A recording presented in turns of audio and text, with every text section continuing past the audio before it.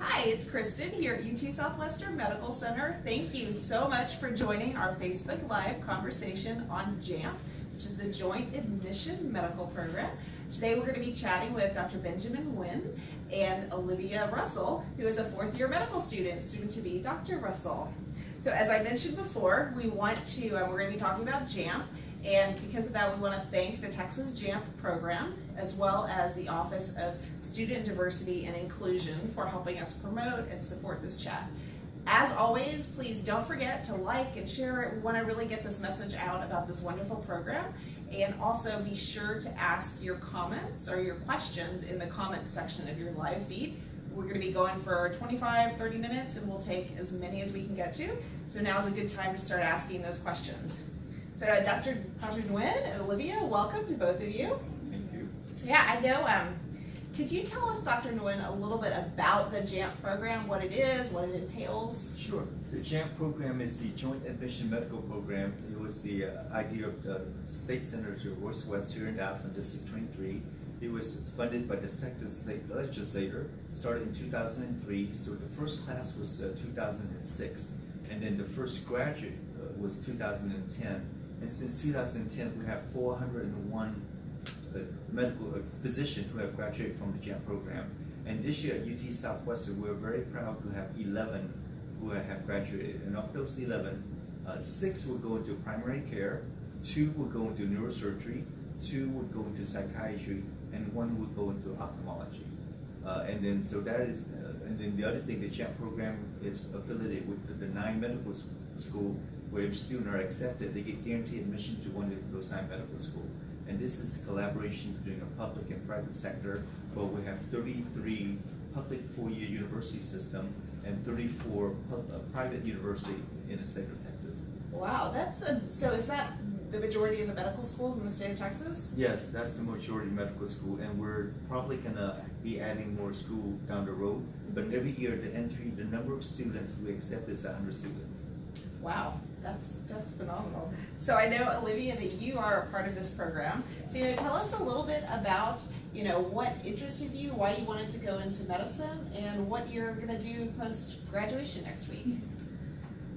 So medicine for me has been kind of a lifelong passion. It started when I was really, really young, and my older sister actually had a lot of health problems growing up. So we spent probably every other week in a hospital or a doctor's office. So I had a lot of interaction with healthcare professionals from a very young age. And I saw how they interacted with her and my mom, and how they were able to calm her down when she was upset, when she was scared, and how they were able to empathize and be patient with my mom when she was anxious, when she was scared. And so it's kind of always known that that's what I wanted to do, was be like those positions that I saw growing up. Oh, absolutely. It sounds like you had some really good mentors and looking there. So I was wondering, we're starting to get some questions in, but before we start taking those, how did you find out about the JAMP program? So it was just kind of by chance. I was in one of my pre-med society meetings in college, and somebody mentioned it, and I'd never heard about it before. And it sounded like something I definitely needed to hear about. Yeah. So I kind of ran into the pre-med advising office and found our JAMP faculty advisor, and she was telling me all about the program. And at that time, I think I had like less than a month until the deadline, so we were running around like crazy trying to get everything I needed in for my application. That's exciting. And I haven't looked back. That's exciting. So here's our first question I'm going to get, and this one is for you, Olivia, although Dr. Nguyen, I think that you could also answer this. And it's, what advice do you have for students, maybe undergraduates or high school students who are considering medical school? I'd say try to get as much experience as you can, if possible, in the medical field, because that'll kind of tell you maybe this is something that you actually want to do for the rest of your life. I got the chance to volunteer in some children's hospitals in high school, and that's just when I really fell in love with pediatrics. So if you can hook up with those physician mentors or find volunteering opportunities at clinics or hospitals in your area, that's definitely where I would start. Okay. Do you have any? No, that's exactly what I would do. The only thing I have to add is make sure you're passionate about medicine. This is something that you want to do, not because of someone else suggests for you to do. Because unless you're passionate, there are going to be times where things can be very challenging. So again, this is what you really want to do in life, is my suggestion. And again, get mentors is a big plus also. So make sure that you talk to people who have gone ahead of you, and then also talk with your mentors, like your JAMP faculty director and such. Okay, good advice. Thanks for the question. So here we have one from Adila, and she asks, I know that we talked about this at the beginning, but it's good to remember. Can you please explain what JAMP is and what it involves? Sure. JAMP stands for the Joint Admission Medical Program, and it's a program funded by the state legislature to accept, financially disadvantaged medical students, to provide them with a pathway to pursue medicine. And every year we accept 100 applicants, and once you are accepted, you are guaranteed admission into one of the 9 medical schools in Texas, as long as you meet certain criteria, such as the GPA, the MCAT, and then of course you will have the opportunity to spend 2 summers, the Summer 1 program, which is 5 weeks in duration, where they will focus on the MCAT preparation, testing, take some basic science classes, and then the Summer 2 program, where Olivia was a mentor here, where you will study classes such as biochemistry, embryology, genetics, and such. Wow. And it's a wonderful experience because this is a chance for you to get mentorship that some of the students may have a hard time getting. So who do those mentors? Are they faculty members? Are they physicians? How does that work? Oh, great question. There are multiple levels of mentorship. For example, a lot of our students, our current students, serve as peer mentors. Okay. Olivia was one such student. Okay. And then we also have a lot of people, a lot of faculty here who are passionate about recruiting students and passionate about teaching students. So a lot of physicians serve as mentors during the summer. Because at the Summer 2 program, actually at every summer program, you will have a chance to rotate to different clinics, different places, where you have a chance to interact one-on-one with your mentor. Well, that dovetails very nicely into this next question, that how has mentorship impacted your experience in medical school? I think that's specifically for you, Ashley. It's been invaluable.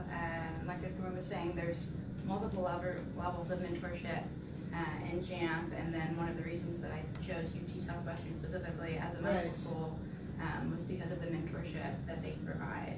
Because there's all these people who have been there, done that, and so they have all this knowledge and this wisdom, and them being able to provide you with that guidance and answer all these questions that you have, makes it a lot less stressful to go through. Because it's medical school, it's tough. Yeah. Like Dr. Nguyen said, if you don't love it, maybe pick a different career, because it is very rigorous. But when you have those people who can be there to support you and guide you, it makes all the difference.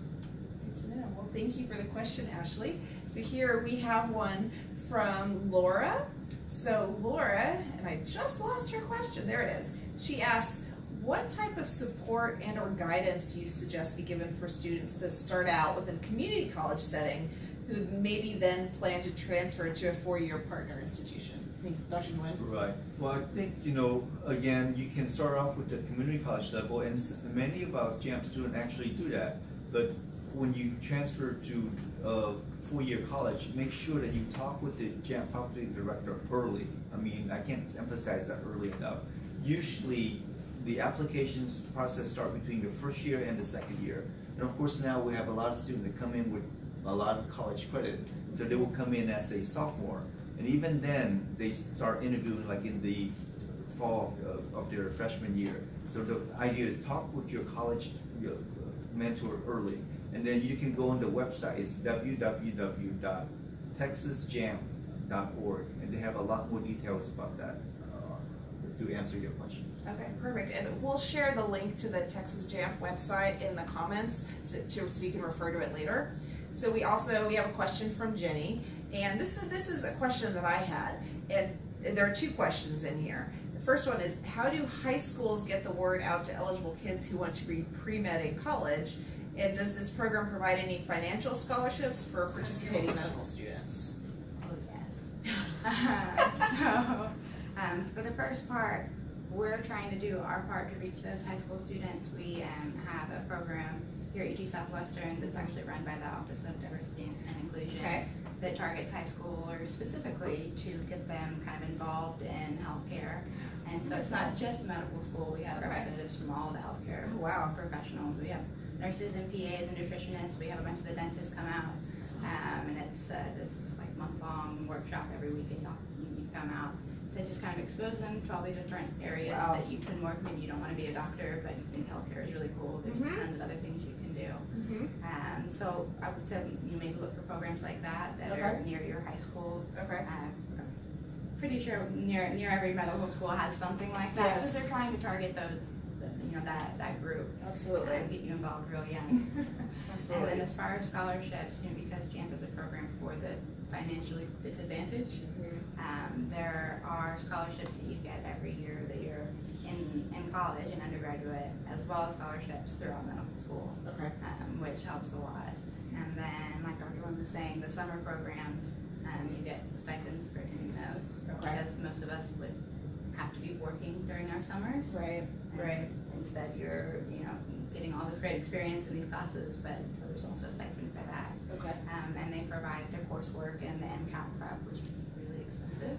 And can kind of be a barrier for some students. And so they provide those classes and those books and all of that support. So it's really a very well-rounded program to target those students who might not be able to afford those resources. Good to know. Great. And again, if I may add, I think it's that we are getting the words out to a lot of high school students. I know at UT Southwestern, we have a program called H-Prep, which Olivia mentioned, and she actually volunteered at this program before. And it stands for health recruitment, health physician profession recruitment, and H-Prep. Yes, H-Prep. And then we have that here every year where we would invite high school students and their parents to find out more about the health profession, not just about medicine, but health profession in general. And every school has something similar to this. Good. Well, we'll see if we can find that link to the H-Prep program as well and share that out. We did have another question from Jenny, and Jenny's question was, how many JAMP alumni are there to date, and do they participate in outreach to tell future doctors about the program? Did you address that earlier? Yes, we have more than 401 graduates so far, and that's not including this year. This year we'll probably have another 70 or 80. And several of our physicians here are alumni of JAMP. And then they're practicing here, and they will continue. They also come back and continue to provide mentorship to other students. So it's a program that is continue to grow and continue to evolve. And we have a lot of very successful JAMP students who has gone into other roles such as leadership, academia, and such. And you can find their profile on JAMP homepage, which we will share with you. Okay, we will absolutely share that. We're also going to be sharing features throughout the summer of some of those JAMP alumni and students who are here at UT Southwestern. So be on the lookout for those. We have a question here from Albrita, excuse me. She said that her son is graduating high school and is planning to attend Hardin-Simmons. What should he do if he wants to become a physician assistant? Is this could he benefit from this program? Well, this program is specifically about medical students, but there are other programs, I'm sure, for physician assistant, but not the one that provide with stipends and educational and mentorship opportunities like the JAMP program. Okay, so then we also have a question here from Kamar. He wants to, is there a cap on the number of JAMP students that can be admitted in any particular year? Like, do we have a cap here at UT Southwestern? Yes, I mean, the overall program has 100 students. And of those 100 students, we divide them among the 9 medical schools based on the school size. For example, at UT Southwestern, our entering class is about 240, 250 students. So typically we have about 11 to 12 JAMP students. So smaller school with smaller cap will have a lesser number, but the total number of students at any given time is 100. Okay, good question. Very good question. Thank you for asking. So we're about 15 minutes into our about 15 minutes left. So now's a good time to submit any of those questions you're wondering about. I was wondering, we've talked a little bit about the mentorship part of JAMP. Could you talk a little bit more about that, both how it's benefited you and how you see it at working within the program? Yeah, so again, mentorship is such a crucial it's a crucial pillar of success if you're going to get through something as rigorous as medical school. So having not only the faculty mentors who can kind of give you career advice and personal advice because they've been there and done that, but even the peer mentors. That was one of the things that I liked about JAMP, because it kind of brings together this group of people with similar experiences. And when you go into medical school, not everybody in your class is going to have gone through maybe what you've been through, and so to have that group of peers that you can talk to about those difficulties that you're having, financial and family and things like that, or even just to complain about how hard that anatomy test was, you know, and swap study tips. So at the so how does that actually work? Do you meet with your mentor once a week, once a month? Is it as you need? Is it, what does it look like? And so Dr. Nguyen has tried to get the JAMP classes at UT Southwestern together for meetups. So we'll have a dinner somewhere where we can talk and chat. There's a social component to it. So anytime there's food.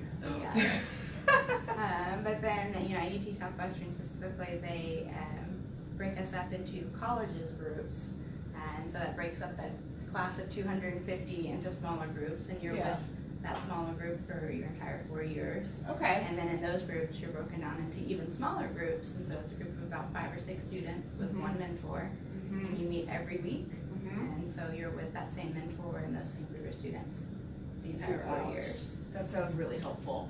It really is, especially maybe you're not the most outgoing person, or you don't know anybody at the school. When you start, it kind of gives you that automatic group of friends and those people to connect with right away, so it's really nice. And again, if I may add, like the role of mentorship is incredibly important, not just for medicine, but for anything in life. I mean, I was fortunate to have a great mentor from 4th grade, 5th grade, 6th grade, 7th grade, all the way to high school. And when I was around, JAMP didn't exist yet, but if it had existed, I would probably be eligible for the program. But again, I think regardless of what you do in life, it's always important to seek a mentor to help you to become successful, not only in your career, but also in life itself. Good point there. So we did have a follow-up question as you were talking about, that you might have been eligible for this program. What are the eligibility requirements? Right. Or I assume they're all on the website. Sure, they are. But just briefly, there are well listed on the website. But the main thing is this program is designed for economically disadvantaged students who may not have the opportunities or the resources to pursue medicine. So I believe that the estimated family contribution should be less than $8,000 per year for college expenses. And then if you meet that criteria, there's also a GPA criteria. Right now, you have the minimum GPA of 3.25, and then you also have, once you get in, you have to meet the state SAT or ACT criteria, and those are just some of the metrics that require eligibility. And then when we give you the link to the website for JAMP, it will further specify what is needed. Okay, so I know we've talked about this a lot, but I'm wondering from your perspective, like how did your college experiences prepare you for medical school and being involved in JAMP at that point? Was that helpful to you? Oh, so helpful. Our JAMP faculty advisor, Dr. Bloom, amazing. And there's nobody in my family who's a doctor. I don't have any family friends who are doctors, so the whole experience was just kind of foreign to me. I didn't know what I needed to be doing, what classes I needed to be taking, where I needed to be volunteering. Did I need to be volunteering? Did I need to be doing research? No idea. Right. So having somebody to kind of guide you through that whole process was fantastic. And then they kind of tell you what to focus on and maybe what not to worry about, because there's certain things that you need to do to prepare for medical school, but there's some things you just can't prepare for. Absolutely. The coursework is very rigorous, so you can take all the anatomy classes that you want in college, but it's still quite a shock when you get to medical school. And so trust them when they tell you to focus on the volunteering and maybe getting involved in other pre-med groups and focusing on your grades, maybe not worrying about taking all of these higher level classes, or maybe don't worry about being the president of every organization. Just really listen to them, because they have the experience and they know Good. Better than you. It sounds like it was really helpful to you. Was. So we've got another question from Adila, and she's wondering, what kind of opportunities are available for potential medical students to get some clinical experience? Is that something you were able to do, and are you familiar with any? Yes. Yeah, so that's something that JAMP also provides. So during your summers, not only are you doing coursework or MCAT prep, but you're also hooked up with a physician mentor. So you're really shadowing them in the clinic, shadowing them in the hospital. But a lot of the hospitals already have volunteer and shadowing programs set up. So if you're looking for those experiences, you can just reach out to your local clinic or your local hospital and ask them about their volunteering programs. Correct. Once you're in college, when you get involved in those pre-med groups, they have laundry lists of physicians who are willing to take in students to shadow, or the volunteering programs that are already set up at the hospitals. So that's kind of your avenue to get there. You can't really get to the hospital or the clinic directly. The pre-med groups and the pre-med advisors, they always have their list.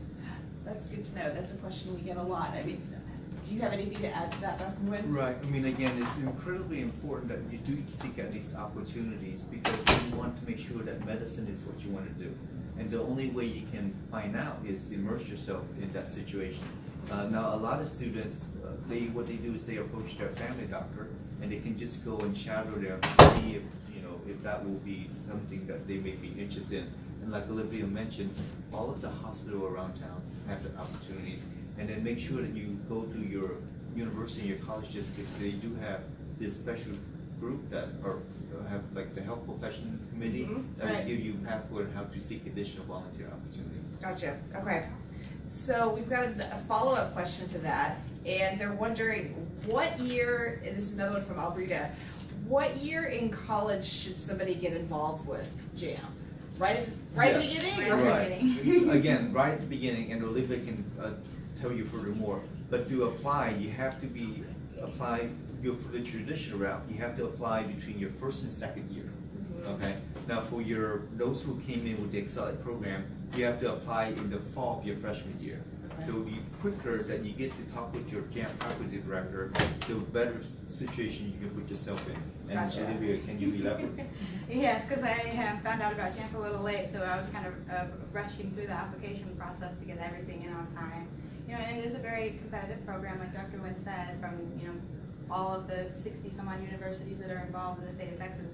We take 100 students. Wow. So the application, is rigorous and thorough. So there's a lot of components to it, and it's not something you want to throw together in an afternoon. Gotcha. And there's letters of recommendation and things like that that are required. They're going to take a while for you to get together. So the sooner you can talk to your JAMP advisor about the program, if you're a candidate, if it's a right fit for you, and then about all of the items that you're going to need for your application, so you can start getting those together. The sooner the better. Wow. So 60 colleges in Texas. So are you familiar with, are there programs like this in other states? I think that we're the only one. There's 33 public university and 34 private university that are affiliated with JAMP right now. And of course that number is growing. I know next year we're gonna have, well, let me just rephrase it. Let me say that number will be growing and leave it at that. That's exciting. So one of the questions that somebody asked beforehand, and I think you guys had even talked about this too, so it was really funny, and that when you were starting out in JAMP and you were looking at medical schools, what were the things that were really important to you that you really cared about? So I definitely wanted a school with a strong mentorship program because going through undergrad, I knew that those resources were really invaluable to me, and I knew that I would need them in medical school. So I wanted a program that already kind of had that set up, maybe where I didn't necessarily have to go out and try to find my own mentors. They just popped one in front of me, and so that was really nice. But I was also looking for a school that afforded me the opportunities that I was going to want in medical school. I did kind of already know what specialty I wanted to go into. But a lot of people don't. They know they want to be a doctor, but they have no idea what kind of doctor they want to be. Right. And so you want to go to a school that kind of has every different specialty and subspecialty, so that you can connect with those physicians that are doing the work that you might be interested in. And it's been a really fantastic program. We have Nobel laureates give us our lectures and stuff, so it's nice to come from a program that has given me all the opportunities I could ever possibly want. Gotcha. I know it's been a little while, Dr. Nguyen, but what were you looking for when you were going for medical school? Was it similar? Sure. I mean, yes, it is. But the other thing is, if I may add, I think all medical school are fabulous. Just the opportunity to become a physician is fabulous. So you can't go wrong with any medical school. You need to go to the one that you're comfortable with. Now, I'm from Houston, so that's why I chose to stay in Houston. If I had been in Dallas, I would have stayed in Dallas. Now, on that said, some students want to go farther away from home, which is fine too. So you need to find out which school will be the best fit for you. But in terms of training, I believe all 9 medical schools does a fabulous job. It's not the location, it's what you do when you're there. Okay, we've got about 5 minutes left, so we have time for one question, and I'm going to go back to one that came in earlier. And people were asking, what advice would you give to students that were interested in pursuing medicine, whether they're 10 years old or they're maybe coming late in their 20s already? What would that be? We can start with you. Again, just seek out those people and those mentors who can give you more advice and more guidance. I remember in first grade, I thought I wanted to be a pediatric neurosurgeon. Wow. So I told my teacher that. You're still a pediatric. Yeah, not quite a neurosurgeon, but still kids, so it's fine. And so I told my teacher that because I thought brains were really cool and I wanted to learn more about them. And so when the class went to the school library later that day, she was trying to help me find a book about brains. Unfortunately, there were not any books about brains in my school library. Wow. Gotta fix that. So what she ended up doing when she went home after school later that day, she went to her public library and checked out a book that they had for kids about brains and brought it to school for me the next day. So, seek out those people who are willing to support you and help you and that can answer your questions. And that in high school, it's going to be, your career counselors. You might have a pre-med advisor at high school. And then in college, with your JAMP faculty advisors and your general pre-med advisors. So get in touch with those people as soon as you can. So that you can find out, more about the field that you might want to go into, and if you're certain that's what you want to do, more about what you need to be doing to prepare for that. Gotcha. Great answer, Dr. Nguyen. Again, it has to be what you're passionate about. You have to love doing what you want to do. I mean, I have 4 children, and none of them want to become a physician. Again, am I disappointed? No, I want them to do what is make them happy. So again, you have to find it within yourself that this is what you want to go into. Because any specialty is great, any field, medicine, engineering, law, whatever you need to do, you have to love what you're doing. Yep, absolutely. So that is all the time we have today. So I want to thank everybody for the fantastic questions, especially to our Student Diversity and Inclusion Office for their support of this chat, Texas JAMP. Thank you, as always, for helping promote it. Most importantly, though, we will be sharing this. It will be available on our Facebook page, and it will also be available on our YouTube channel later this afternoon, so you can share it with friends you have that aren't on YouTube. We'll share that link. And also, of course, I want to thank Dr. Nguyen and Olivia for joining us. It's been fantastic having you. Glad to be here. Thank you. Absolutely. Thank you for having me. It's been fun.